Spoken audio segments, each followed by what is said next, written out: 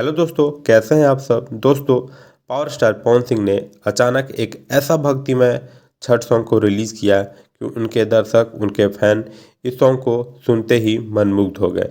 जी हाँ दोस्तों, power star Pawan Singh का ऐसे भी कोई छठ सॉन्ग आता है तो उनके फैंस, उनके दर्शकों के द्वारा इतना प्यार आशीर्वाद दिया जाता है कि ये सॉन्ग आते ही हिट हो जाती है।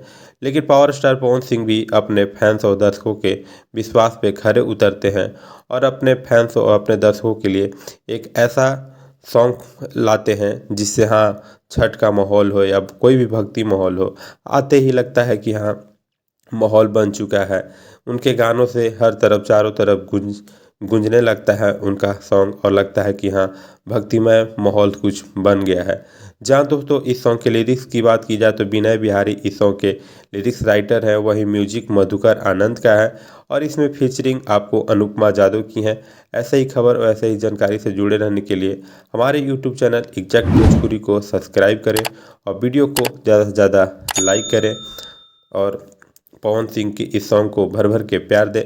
थैंक यू, धन्यवाद। जय छठी मैया।